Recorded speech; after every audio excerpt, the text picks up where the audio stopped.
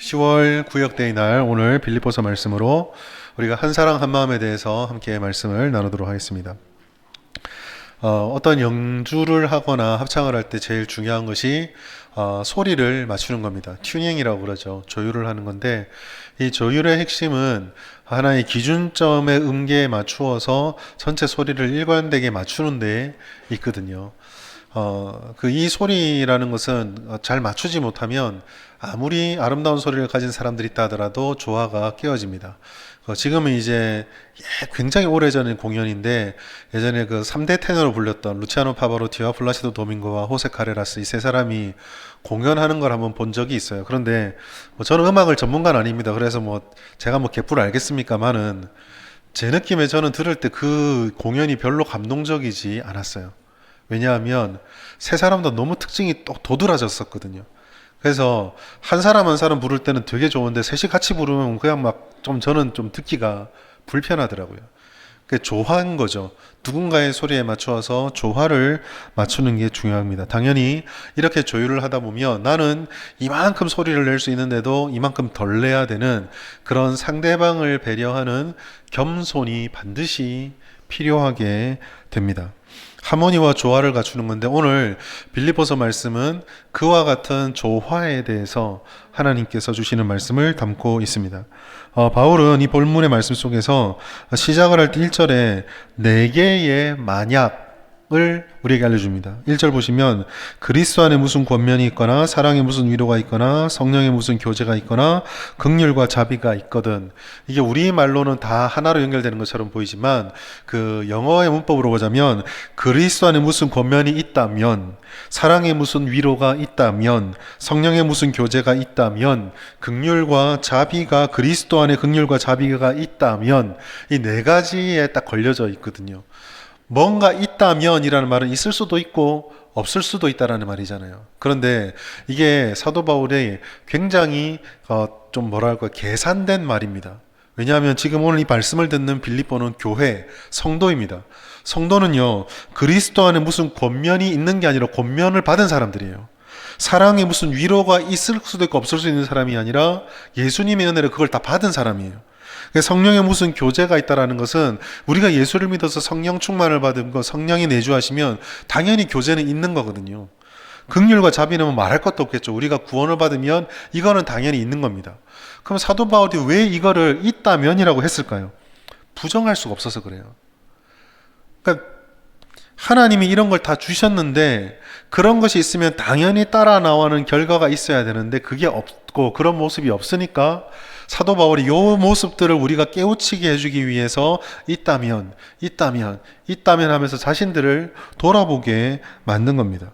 이 모든 것들은 그리스도인이 되면 예수님께 누구나 받아 누리는 것인데 그런 것들이 밖으로 흘러나오지 않는, 즉 아까 예화 들었던 것처럼 노래를 하고 합창을 했는데 다 제각각 소리를 내어버리니까 하나의 아름다운 하모니와 조화가 이루어지지 않는, 그 조율이 되어 있지 않은 겁니다.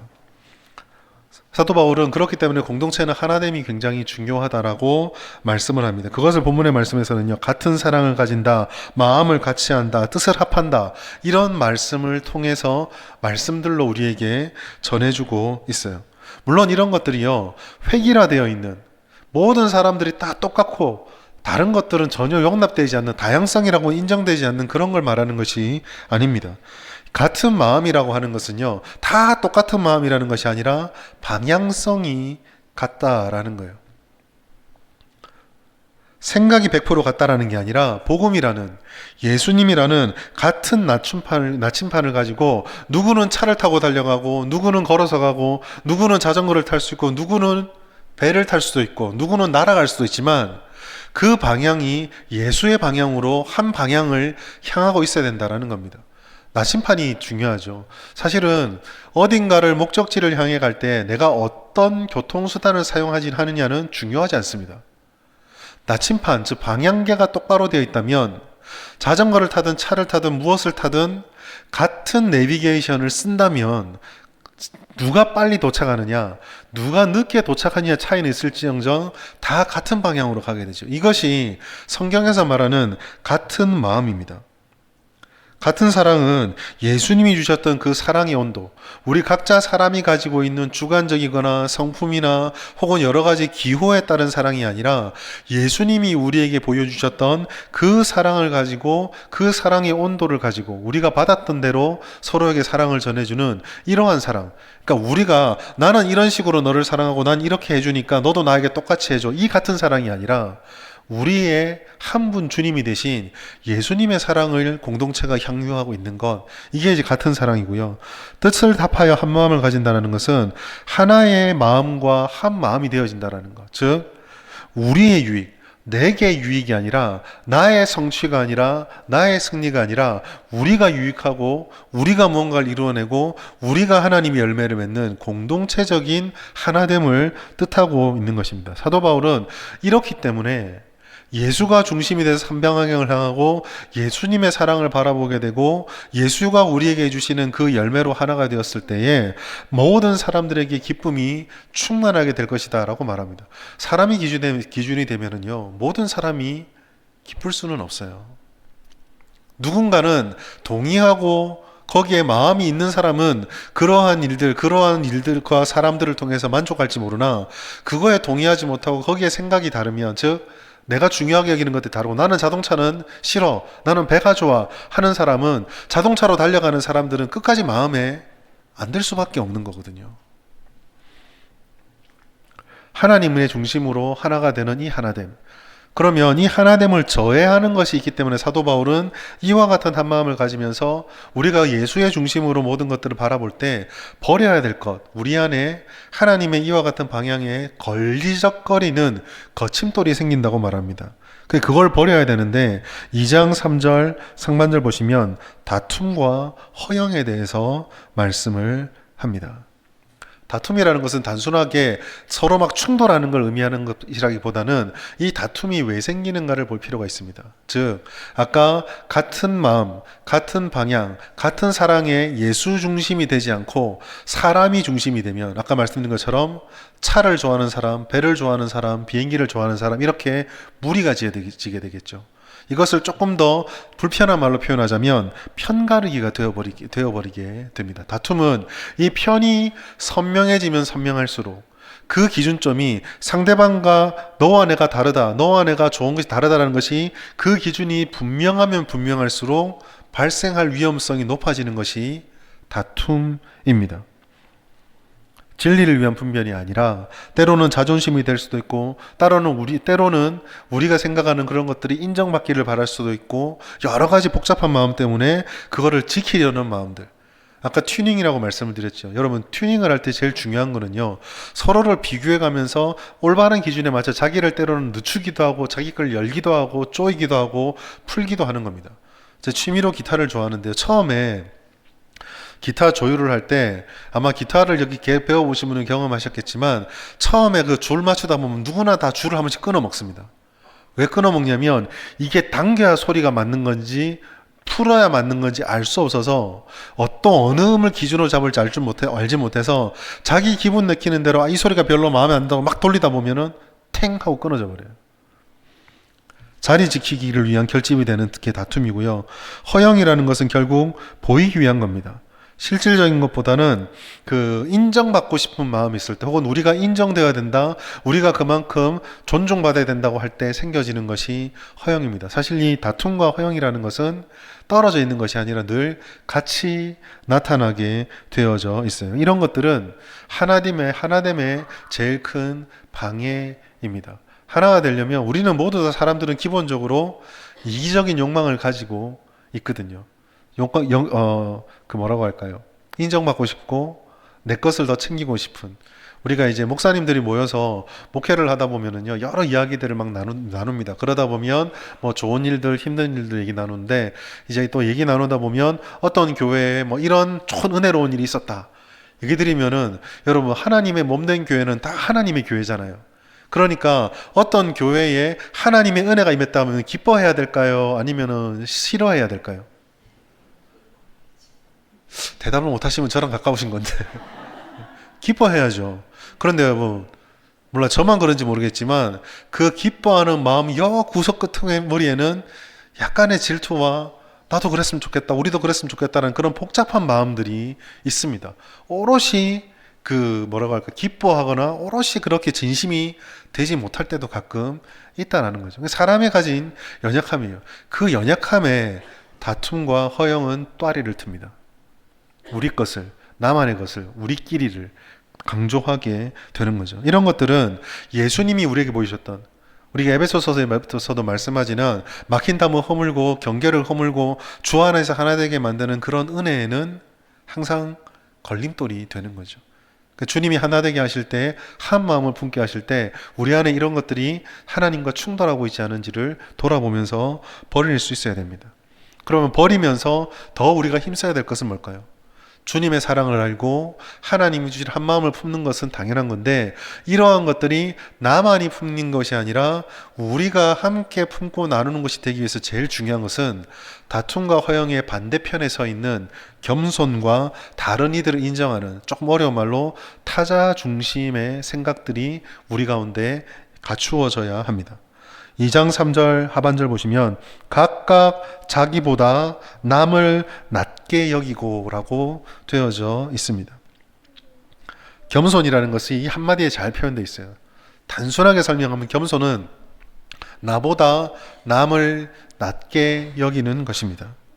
이것은요, 자기를 막 괴롭혀서 우리가 왜 누군가 칭찬하면 나는 별것 아닙니다, 이런 자기 비하가 아니라요, 겸손이라고 하는 것은요, 자기가 중심에서 내려올 때 생기는 겁니다. 자기가 중심에서 이탈하고 그 자리에 당연히 예수님을 세워야 되겠지만 그 자리를 다른 이들에게, 내 마음의 중심을 다른 이에게 내어줄 수 있을 때 생기는 것이 겸손입니다. 상대의 가치를 먼저 보는 것. 우리는 타인의 잘못이나 부족함을 보는데 훨씬 더 탁월해요. 여러 번 여러분께 한 말씀드렸던 것 같은데, 청년부나 이럴 때 한번 수련해 보면 좀 아이들의 관계를 좋게 하겠다고 백지 딱 주고 반 딱 갈라놓고 칭찬할 거, 흠 잡을 거 적어라 그러면은요, 칭찬할 걸 못 적어서 안절부절합니다. 어떻게 할 줄을 몰라요. 애를 써서 봐야지 몇 문장 나오거든요. 그런데 비밀에 붙여준다 하고 단점 적으라면 종이가 모자랍니다. 막 적어내요. 막 다 보이거든요. 너는 왜 일주일에 한 번씩 옷을 갈아입니? 주일마다 옷이 이런 것도 제가 본 적이 있어요.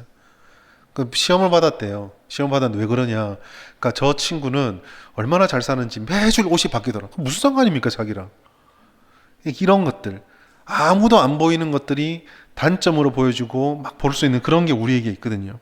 겸손은 그러한 자기 중심성을 내려놓고 상대방의 모든 것들을 장점으로, 어떤 사람은 바라보면서 야, 저 사람은 정말 사치한다 얘기하는데, 어떤 사람은 야, 정말 자기를 잘 가꾸는구나, 이렇게 볼 수도 있는 그런 자기 중심성에서 내려오는 것이 겸손인 거죠. 낮게 여기다는 것도 마찬가지입니다. 의도적으로 상대를 우대하고 존중하는 것, 우리가 이러한 겸손들이 필요해요. 그런데 중요한 것은 다시 원론으로 돌아갔을 때 이러한 한 마음을 품고 하나님이 기뻐하지 않는 다툼과 허영을 버리고 겸손을 가질 때 제일 중요한 것이 있습니다. 그게 뭐냐면요, 기준이에요. 기준. 우리는요, 겸손이 기독교적인 가치만은 아니라는 것을 압니다. 겸손해야 된다, 예수 믿는 사람은 얘기하는 거 아니거든요. 그런데 성경에서 말하는 가장 중요한 겸손의 핵심은요, 기준이 하나님에게, 그리스도에게 있다는 것입니다. 오늘 말씀 뒤에 나오는 2장 5절 말씀 보시면 너희 안에 이 마음을 품으라 곧 그리스도의 예수의 마음이니 라고 하셨어요. 우리가 같은 마음을 가지려면, 같은 사랑을 하려면, 우리 안에 다툼과 허영을 찾아내서 버리려면, 다른 사람을 낮게 여기고 존중하고 우대하는 겸손을 가지려면 우리의 성품이나 우리가 가졌던 삶의 경험이나 우리의 다짐을 기준으로 삼아서는 안 됩니다. 여러분, 다시 아까 말씀드렸던 합창단을 예로 들어보겠습니다. 합창단에 딱 올라가면 수많은 관현악기와 악기들이 있고요, 그 뒤에 노래를 하는 합창 단원들이 있습니다. 여러분, 이 사람들을 다 조율할 때 기준이 누굴까요? 지휘자입니다. 지휘자의 기준에 맞서서 해야 되는데, 그 앞에 있는 회중들이나 앉아있는 악기들이나 그 뒤에 하는 노래하는 사람들이 지휘자를 바라보면서 나는 지휘자가 솔에 맞추라 했지만 나는 오늘 솔의 기분이 아니어서 미에 맞추겠다, 그럼 다 틀어져 버리는 거예요. 내가 미에 맞추고 내가 저 지휘자보다 음대 졸업시험 할 때 성적이 더 좋았으니까 지휘자가 아니라 나에게 맞춰라 하면은 관연합과 합창은 다 깨져버리는 거예요. 오직 하나의 기준, 지휘자. 여러분, 우리 신앙의 지휘자가 누구십니까? 그리스도 예수시죠. 예수에게 마음을 맞추고 주님을 더 아는 중심으로 기준이 세워졌을 때에 나의 삶도 튜닝이 맞춰지지만 공동체도 하나의 기준으로 나아갈 수가 있게 되는 것입니다. 근데 예수님은요, 우리랑 달라요.